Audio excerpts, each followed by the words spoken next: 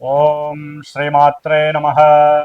మనోజవం మారుతతుల్యవేగం జితేంద్రియం బుద్ధిమతాం వరిష్టం వాతాత్మజం వానరాయూధముఖ్యం శ్రీరామదూతం శిరసా నమామి. జై శ్రీరామ్, జై హనుమాన్.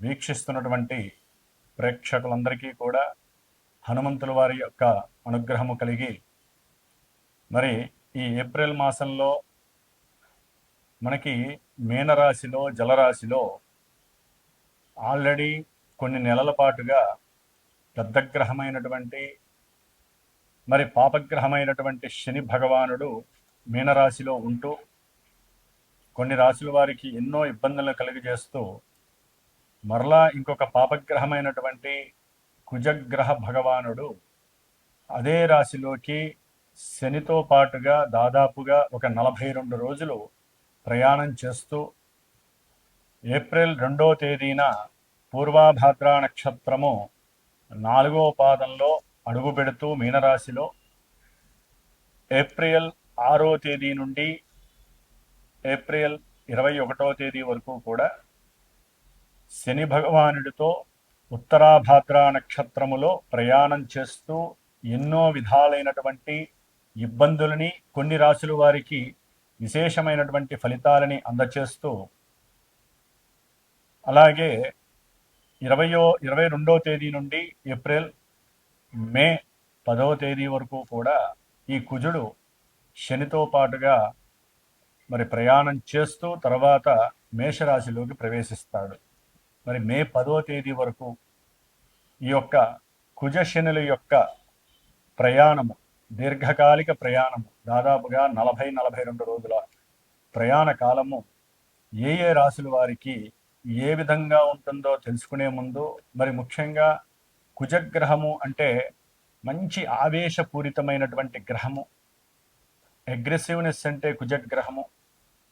అలాగే కొట్లాట్లు కానీ, అట్లాగే చోరత్వము అంటే దొంగతనాలకి సంబంధించిన విషయం కానీ, ముఖ్యంగా అద్దు అదుపు లేనటువంటి సిచ్యువేషన్స్, అది వెహికల్ పరంగా ప్రయాణం చేసేటప్పుడు లేదా ఎవరితోనైనా సరే మాట్లాడేటప్పుడు, ఏదైనా ఒక కార్యాన్ని ప్రారంభించి చెయ్యాలి అనుకునే లోపలే చేసేద్దాం అనేటువంటి ఒక మనోవికారాన్ని కూడుకున్నటువంటి గ్రహము ఈ కుజగ్రహము.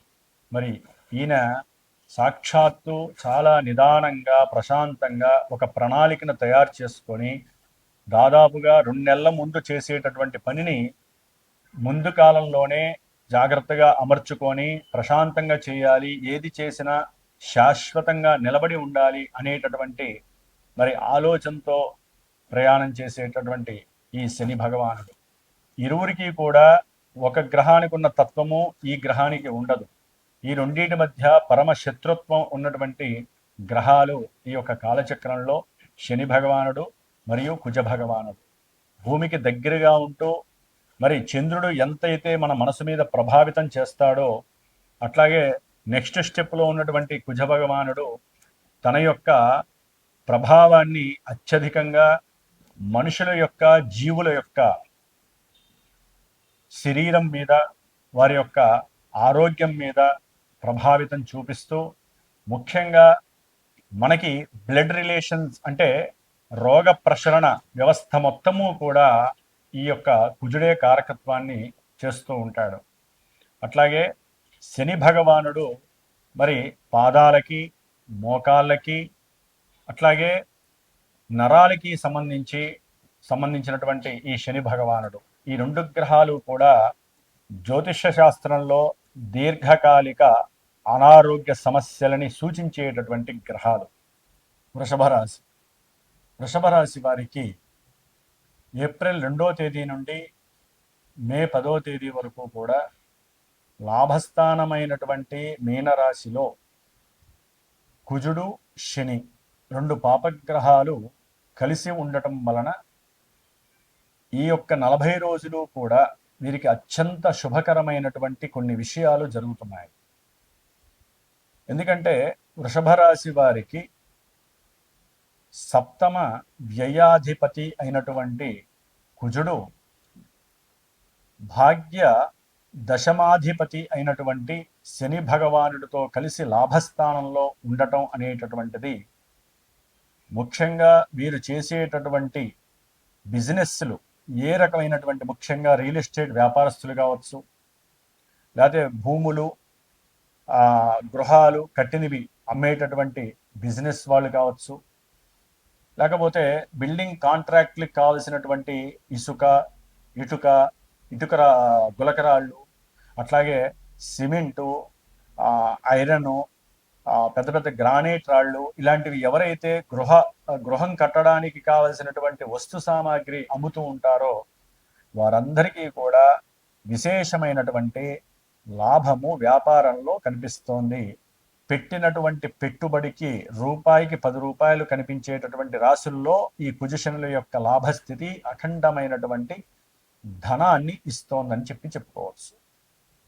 అట్లాగే ప్రయాణాలు, భార్యాభర్తలు ఆల్రెడీ కాస్త విపరీతమైనటువంటి ధోరణిలో ఉండి ఇబ్బందులు పడుతూ మొన్నటిదాకా ఇరువురు మధ్య మాటలు లేనటువంటి వారు కూడా చాలా ఆనందంగా కాస్త దూర ప్రయాణాన్ని చేయాలి. దాని ద్వారా అయినా మన కుటుంబంలో కొన్ని మార్పులు కలుగుతాయి.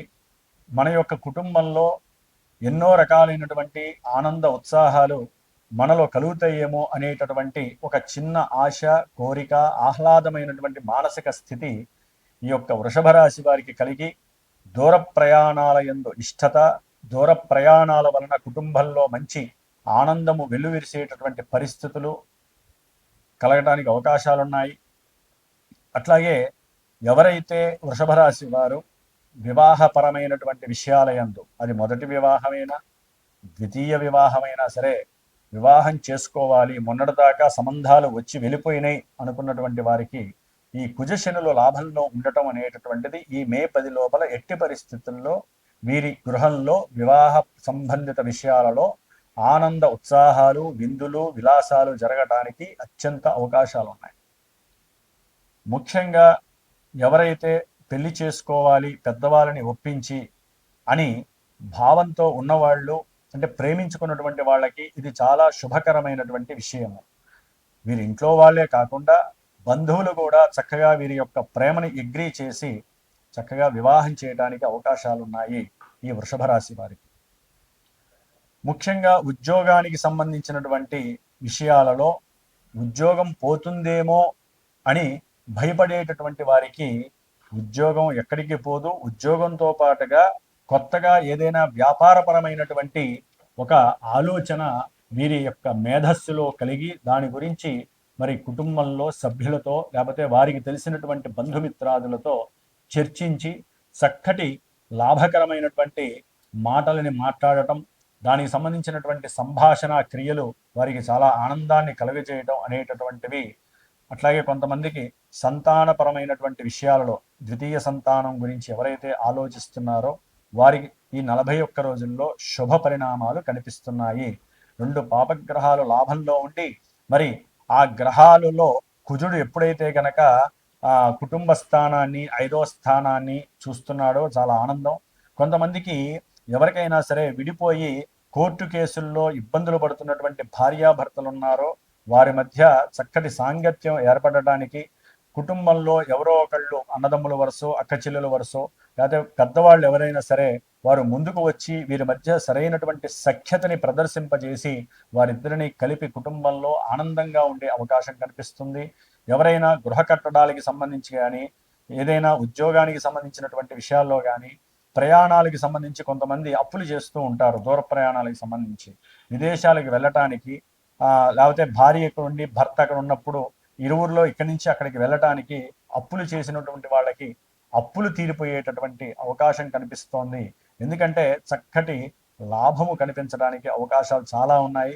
కొంతమందికి విదేశీ అవకాశాలు కూడా, అంటే ఆహ్లాదంగా ఉండటానికి, లేకపోతే ఎవరైనా బిడ్డలు ఉంటే వాళ్ళని చూడటానికి కానీ చక్కటి అవకాశాలు కనిపిస్తున్నాయి. కాబట్టి వృషభ రాశి వారికి ఈ 41 రోజులు గనక చాలా చాలా విశేషప్రదమైనటువంటి కుజశనుల యొక్క ప్రభావము వీరికి ధనపరంగా, కుటుంబ పరంగా, ఉద్యోగ పరంగా, అట్లాగే ఏదైనా విదేశాల పరంగా ఉండటానికి అవకాశం ఉంది. ఏదేమైనప్పటికీ గోచారంలో కొంతవరకు మాత్రమే మనకి శుభాలు కానీ అశుభాలు కానీ జరిగే అవకాశాలు ఉంటాయి.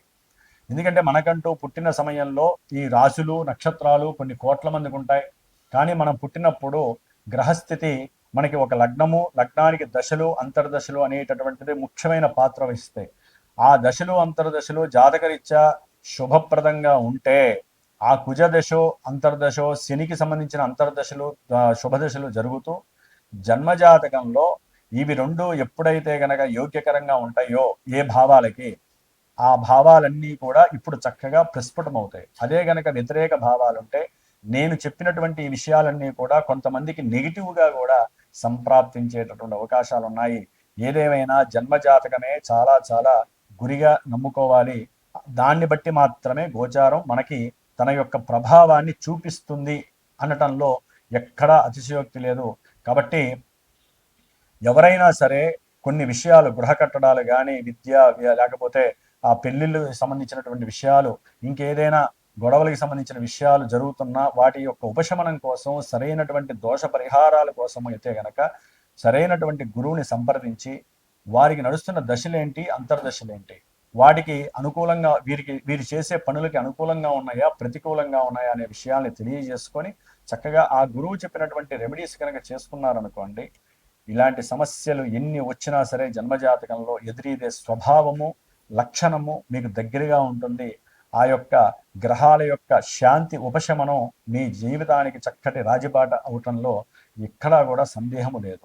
కాబట్టి వృషభ రాశి వారికి ఈ యొక్క మే 10 వరకు చాలా చాలా అత్యద్భుతమైనటువంటి విషయాలు జరుగుతున్నాయి. ఓం శ్రీరామ, ఓం జై హనుమ.